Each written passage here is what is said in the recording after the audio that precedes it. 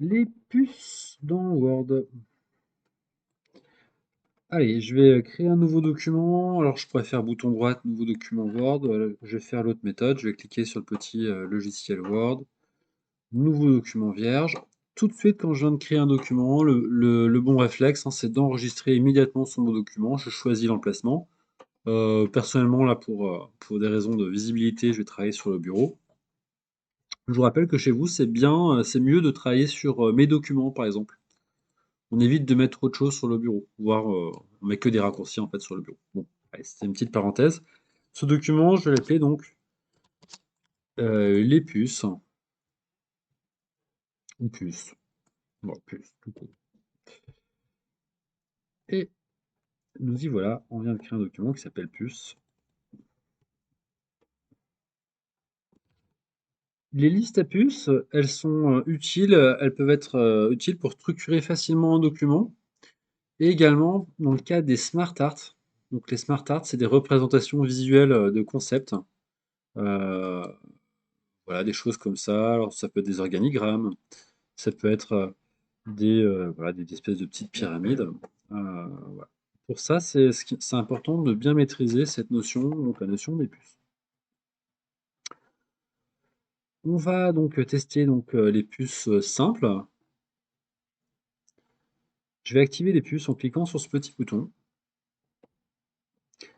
Et là donc, ça pourrait, les puces, ça ressemble étrangement à ce qu'on pourrait faire pour faire une liste de courses. Bah, je sais pas, hein, je pourrais marquer, bah, je sais pas, je vais acheter de l'alimentaire, je vais faire des courses également, donc à la quincaillerie. Oups, donc quand même. Je vais également passer chez le boulanger. Et puis voilà, c'est pas mal. Donc voilà, je note mes courses de manière très structurée, hein, parce que j'aime l'informatique, j'aime les choses carrées. C'est parfait. Alors, voilà, donc l'alimentaire. Là, on a fait une petite liste à puces. Donc à chaque fois que j'appuie sur Entrée, ça crée une nouvelle puce. Et ça peut mettre aussi effectivement en majuscule la première lettre de votre liste. Si vous voulez sortir de la liste, hein, si vos courses sont finies, il suffit d'appuyer sur Retour chariot. Hop, vous appuyez sur encore une fois sur Retour chariot et ça y est, vous êtes en début de page. Une deuxième fois sur Retour chariot et là vous revenez donc vraiment au début de votre page. À la touche Retour chariot. Donc, une fois que je suis revenu à la ligne, là, je pourrais reprendre le cours normal de ma vie, soit appuyer sur Entrée, écrire des choses, voilà, blablabla, etc., etc. Bon, bref, passons. Dans l'alimentaire, je dois faire différentes courses. Donc, par exemple, je dois acheter donc des fruits, des légumes. Donc là, j'appuie sur Entrée. Regardez ce qui se passe. Ça fait donc une puce à un niveau inférieur. Si j'appuie sur Tabulation, regardez ce qui se passe. On arrive à un niveau inférieur. Donc voilà, je vais marquer fruits, légumes.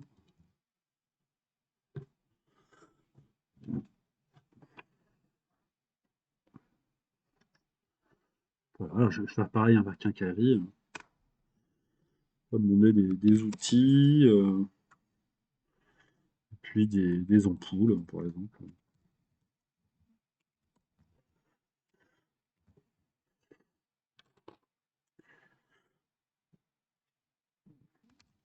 Donc on peut faire comme ça sur plusieurs niveaux différents.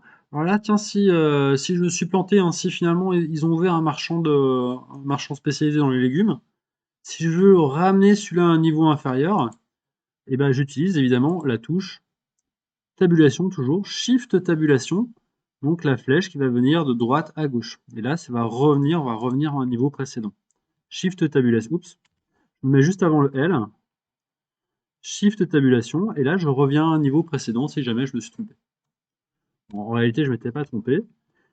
Puis, alors voilà, je sais pas, j'ai marqué des bananes, des abricots, des poires évidemment, très important. Voilà, et là je vais les mettre toujours pareil, à un niveau inférieur. Voilà. Donc on pourrait faire des choses très structurées comme ça, des plans de travail très structurés, et c'est un petit peu l'objectif des listes à puces. 2-3 légumes aussi quand même. Des salades.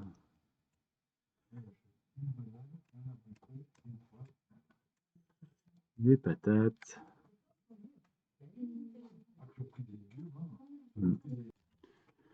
Alors au passage d'ailleurs, hein, si on a bien fait notre structuration là, on pourrait d'ailleurs aussi retrier nos éléments. C'est possible avec le petit bouton trier vers l'accueil.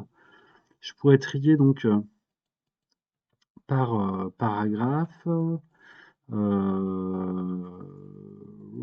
Est-ce qu'on a une option? Qu'est-ce qu'on a? La tabulation pour je pourrais lui dire de trier donc par ordre croissant. Qu'est-ce que ça va me faire ça? On va tester.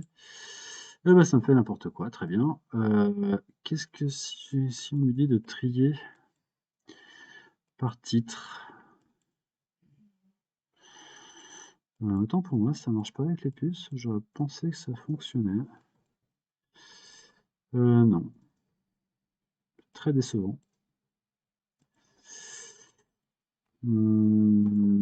Trier le texte par champ 1. Croissant. Ligne d'en-tête. Non, il n'est pas d'en-tête. Hein. Autre. Non, il n'arrive pas à trier les puces. Bon, bah, autant pour moi. Il les trie par. Ouais. Eh ben, tant pis. Oublions ça.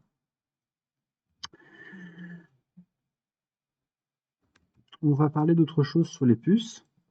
Donc là, c'est le design par défaut qui est choisi. J'ai surligné tous mes éléments. Au passage, on peut voir le retrait gauche et le retrait droit.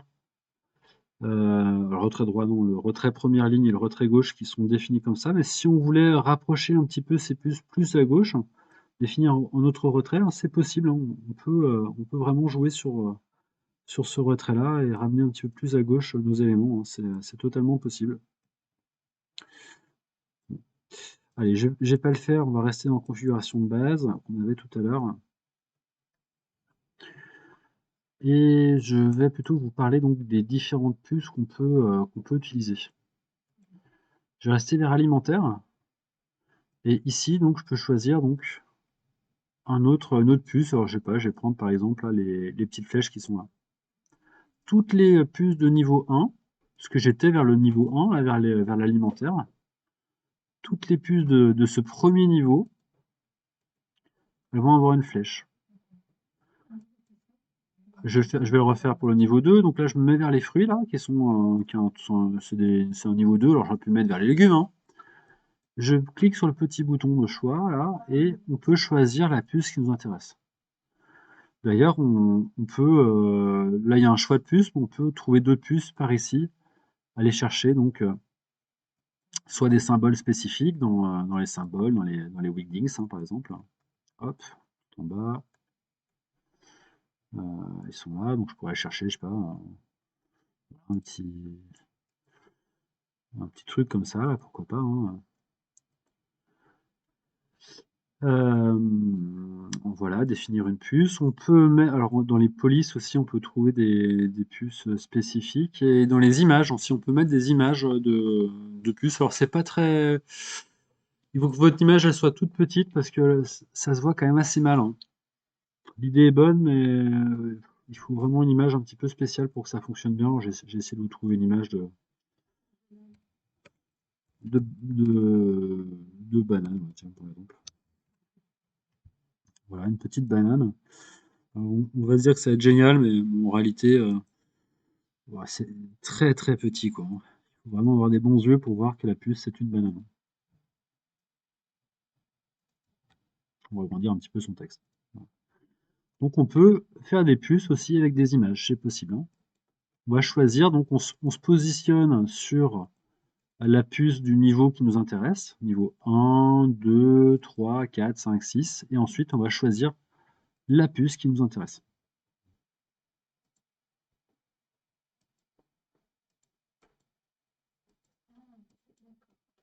Et on peut aussi jouer sur l'alignement, effectivement, de nos petits symboles.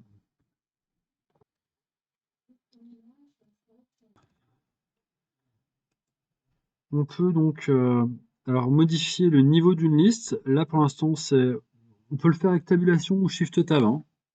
Tabulation ou Shift Tab, tabulation, je descends d'un niveau, Shift Tab, je remonte d'un niveau.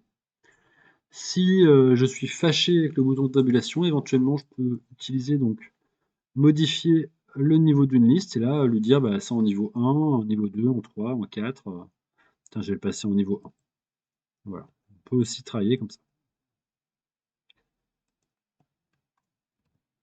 Il y a donc 1, 2, 3, 4, 5, 6, 7, 8, 9 niveaux différents possibles.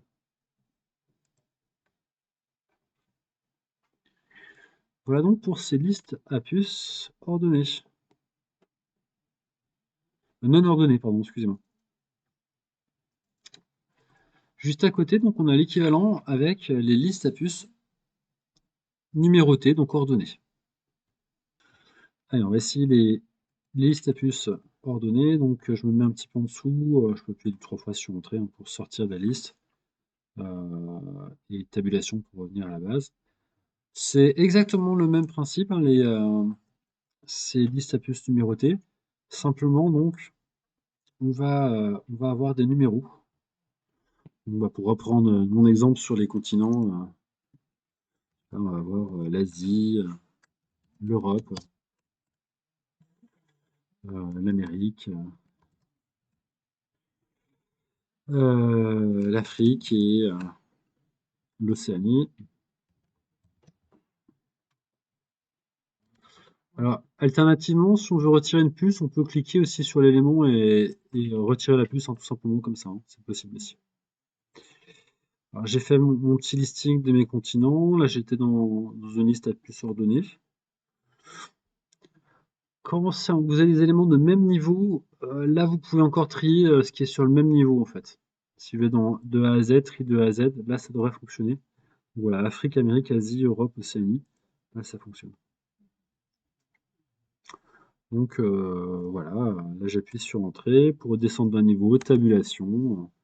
On va plusieurs pays, je sais pas, le Bénin, le Mali, la Côte d'Ivoire,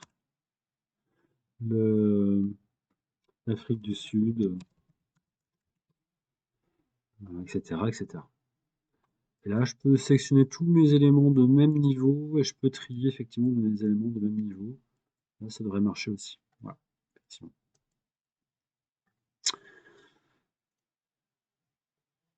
Voilà, alors on va marquer 2-3 pays, 2-3 villes en Afrique du Sud, par exemple. Cape Town.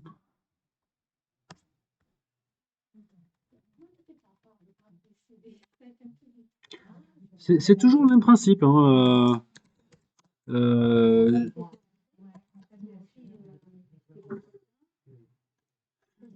pour descendre d'un niveau, j'appuie sur tabulation. Pour remonter d'un niveau, shift tabulation. Toujours le même principe. Donc c'est exactement le même principe pour les listes numérotées.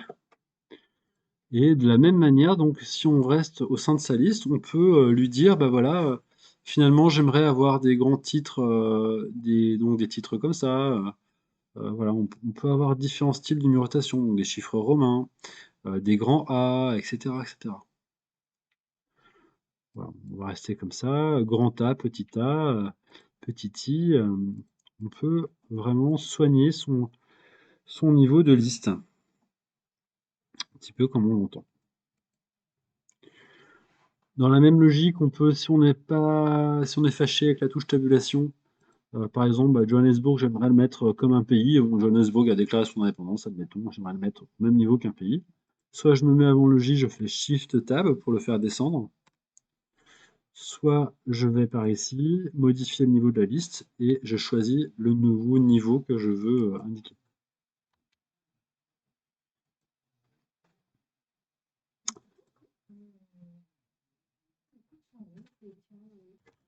Définir un nouveau format de numérotation. On peut justement donc dire qu'on va prendre des grands A avec un alignement centré, admettons. Police, on va prendre une police, je sais pas, verte par exemple. Ça n'a pas fonctionné là? Couleur de surlignement, excusez-moi, je me suis trompé. La couleur verte de police, c'est celle-là. Ok. Donc là, tous mes grands A, B et C vont être de couleur verte. Toutes mes villes vont être de couleur verte. Donc excusez-moi, dans police numérotation là. Définir un nouveau format de numérotation. Définir un nouveau format de numérotation. Là, je vais lui dire, bah tiens, j'aimerais comme format, j'aimerais les 001, 002, 003 de couleur violette. Voilà, j'ai n'importe quoi. Et là, ça va définir un nouveau niveau. Donc là, j'aurai 001, 002, 003. Tous les niveaux 3 seront comme ça. Donc si je mets une ville, par exemple, au Mali, hop, donc Mali, si je fais une tabulation, tous mes niveaux 3 seront en violet, comme je l'ai défini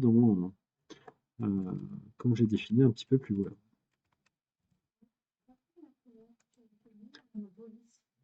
Définir le format et dans police, ici, on va définir la couleur de la police. Éventuellement son surlignement, voilà.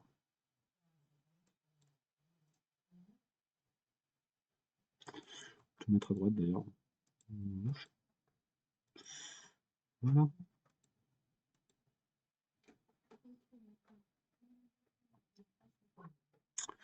Un petit peu proche quand même. Hein.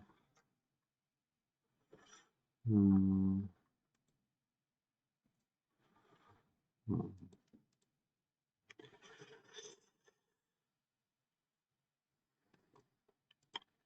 Voilà, définir la valeur de la numérotation. On peut, si on le souhaite, ça va commencer par grand A, grand B, grand C, grand D. Mais si on souhaite commencer pour une raison qui m'échappe un peu, mais si on souhaite commencer par la lettre H, par exemple, les humoristes apprécieront.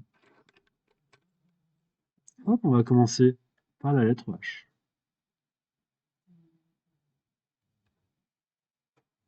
Voilà tout ce qu'il y a à savoir sur ces puces non ordonnées et sur les puces ordonnées.